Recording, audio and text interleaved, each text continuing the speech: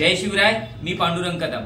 आपण काल पाहिलं असेल नारायण राणे ज्यांनी काय म्हटलंय की काल मेळावा होता कुठं काय माहिती नाही, परंतु त्याच्यामध्ये ते म्हणले की मी गणपतीचा उत्सव संपल्यानंतर मराठवाड्यामध्ये जाणार आहे आणि मग मराठवाड्यामध्ये गेल्यानंतर जरांगे काय करतो तुम्ही पाहणार आहे.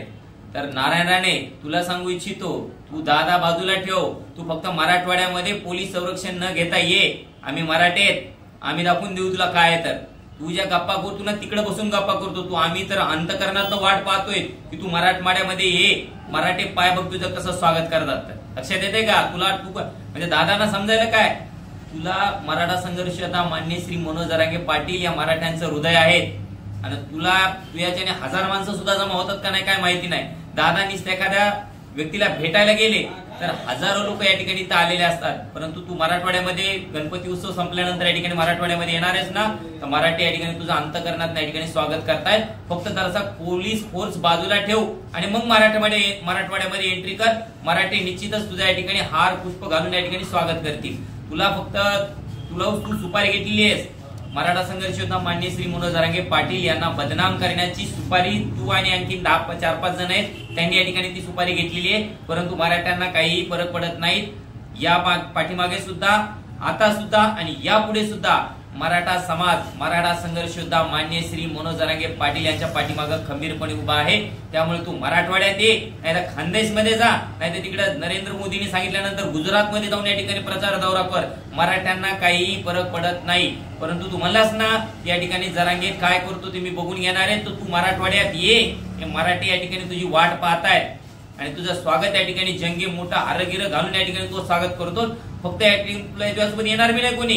तू म्हणाला मी एकटा जाणार आहे, कोण काय करतो ते पाहणार आहे. तू एकटाच ये आणि पोलीस फोर्स आणू नकोस. मग तुला या ठिकाणी कळेल की या ठिकाणी मराठी तुझं कसं स्वागत करतायत. तर तुला काय समजायला, अगोदर लोकसभेला तुम्ही सगळं स्वतःची पच्ची करून घेतली, आता तुम्हाला विधानसभेला सुद्धा या ठिकाणी पच्ची करून घ्यायची जरासं खास दिसते आणि म्हणून या ठिकाणी तुम्ही या प्रकारचे वक्तव्य करत आहात. तर पुन्हा एकदा सांगतो नारायण राणे साहेब, आणखीनही वेळ गेलेली नाही. तुम्ही मराठा असाल आणि गोरगरीब गरजवंत मराठ्यांच्या लेकरांचं कल्याण व्हावं असं तुम्हाला वाटत असेल तर थोडंफार तुम्ही ज्या पक्षामध्ये आहात त्या पक्षामधल्या तुमच्या नेत्यांना जरा मराठ्यांच्या लेकराचं कल्याण कशामध्ये आहे हे आमच्या गोरगरीब गरजवंत मराठ्यांना माहिती आहे.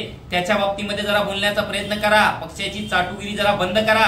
हे चाटुगिरी तुम्ही जे करतायत ना आता तुम्ही जे काम करतायत आता सध्या जे वक्तव्य करतात ती पक्षाची शुद्ध चाटुगिरी आहे. त्याला चाटुगिरी म्हणतात, हुजरेगिरी म्हणतात.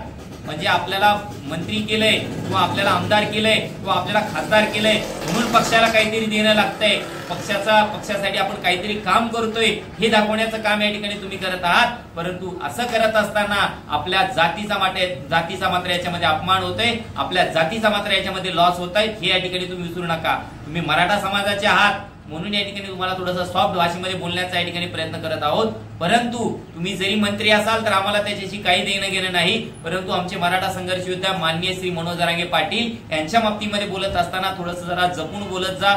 या अगोदरही तुम्हाला आमच्या मराठा बांधवांनी व्यवस्थितपणे या ठिकाणी समजून सांगण्याचा प्रयत्न केलेला आहे, परंतु तुम्हाला दादांच्या विरोधामध्ये बोलल्याशिवाय या ठिकाणी दम निघत नाही. पण थोडीशी दम काढण्याचं जरासं शिका, कारण की तुम्हाला कोणीतरी सांगितलेलं आहे, तुम्हाला टार्गेट दिलेलं असतं की 4 दिवस झाले 5 दिवस झाले की दादांच्या विरोधामध्ये किंवा मराठा समाजाच्या विरोधामध्ये बोला. म्हणजे जर तुम्ही कुठेतरी या ठिकाणी या पब्लिसिटीमध्ये राहतात तर तुम्हाला पक्षामध्ये कुठेतरी किंमत आहे, कारण की तुम्हाला पक्षामध्ये त्याच्यासाठी या ठिकाणी घेण्यात आलेला आहे. तो तसा थांबतो. धन्यवाद. जय जिजाऊ, जय शिवराय. एक मराठा लाख मराठा.